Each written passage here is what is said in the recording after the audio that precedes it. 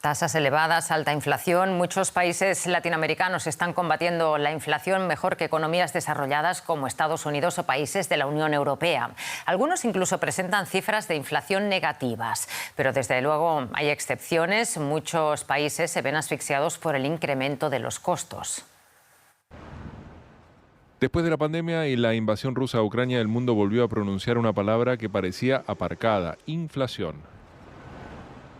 Latinoamérica no es la excepción. No obstante, algunos países muestran la tendencia inversa. En junio, Costa Rica tuvo una inflación interanual negativa del 1%, mientras que en Panamá fue de un 0,6% negativo.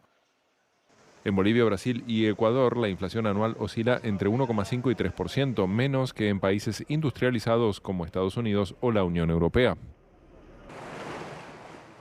En Ecuador, por ejemplo, rige un sistema de dolarización que incluso es defendido por el candidato presidencial de izquierda. Yo no quiero estar haciendo filas, y peor que mis hermanos estén haciendo filas indignantes, unas largas filas para comprar papel higiénico. Eso no quiero. Yo quiero que los ecuatorianos puedan tener poder adquisitivo y que los gobiernos sean suficientemente responsables, no emitan inorgánicamente papel moneda. Por lo tanto, se mantiene la dolarización. México, Chile y Uruguay han logrado contener la inflación en niveles aceptables, algo envidiable para Argentina con un 115% anual y Venezuela con un desorbitado 400%. Muchos países luchan por controlar un fenómeno que genera pobreza y exclusión. Latinoamérica, aplicando diferentes recetas, ha logrado en la mayoría de los casos mejores resultados que los países industrializados, con excepciones, eso sí. Y para tratar de entender mejor este tema tan complejo, conectamos en Ecuador con el economista Vicente Albornoz. Señor Albornoz, ¿qué tal? Encantada de tenerle con nosotros. Como siempre, un gran gusto estar con ustedes. ¿Cómo se explica, señor Albornoz, que la inflación sea un problema tan difícil de solucionar para grandes potencias económicas como Estados Unidos o Alemania, mientras que países más pequeños de la región han entrado incluso en deflación? Bueno, hay que entender un poco las causas que tiene la inflación. En cualquier país en el mundo, las inflaciones suelen venir o de un gobierno que aumenta su gasto, o de un banco central que crea mucho dinero, o claro, de la mezcla de las dos cosas. Hay algunas inflaciones que están más conectadas con temas de costos y cosas por el estilo, pero son raras y no suelen ser muy grandes. El problema es que las grandes economías como Estados Unidos y Europa han sufrido de un aumento del dinero que ha creado el Banco Central respectivo. Ha habido un aumento del circulante en ambas economías de varios años, una política monetaria laxa, y han tenido importantes aumentos del gasto público. Tanto en Estados Unidos como en Europa, en la pandemia hubo un aumento del gasto público. Esto colocó dinero en manos de los consumidores, y eso les ha dado un poder de compra enorme que a su vez ha hecho que haya más demanda y los precios puedan subir. Yo creo que por ahí está que esos países han tenido tanta inflación, mientras que países de América Latina, entre esos el mío, Ecuador, no han tenido la capacidad de dar un impulso fiscal, gobiernos que suban el gasto, y por lo tanto no hay ese fermento en la economía que lleva a que los precios suban.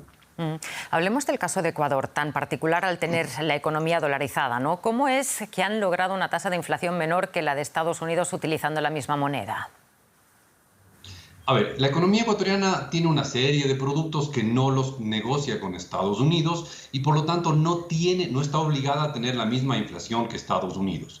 Ecuador no pudo subir su gasto público durante la pandemia como sí lo hizo Estados Unidos. Obviamente Estados Unidos lo hizo por el bienestar de sus ciudadanos, por darles a sus ciudadanos un ingreso en el momento de la cuarentena. Ecuador no tuvo la capacidad de hacer eso. La economía ecuatoriana, luego de 10 años de malas políticas, estaba sin dinero para un impulso fiscal. Esa fue la razón por la que Ecuador no tuvo un impulso fiscal como en la de Estados Unidos, y por lo tanto hoy tiene una inflación que es más o menos la mitad de la norteamericana, lo cual es sin duda una ventaja para los ecuatorianos. Y finalmente, ¿cómo se explica que en este contexto tengamos casos como el de Argentina y Venezuela con niveles de inflación anual de 3 dígitos?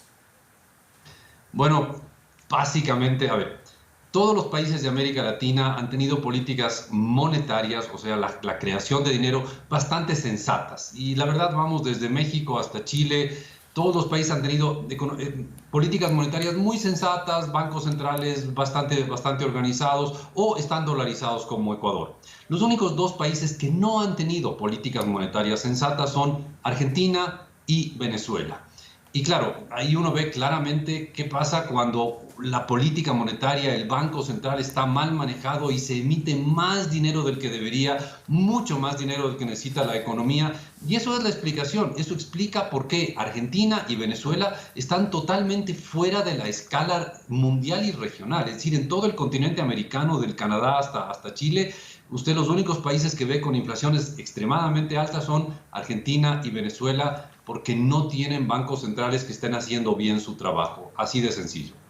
Muchísimas gracias pues, por estas explicaciones y por ponernos en contexto este tema tan complejo y con tantas aristas. Gracias, un saludo. Como siempre, un gusto.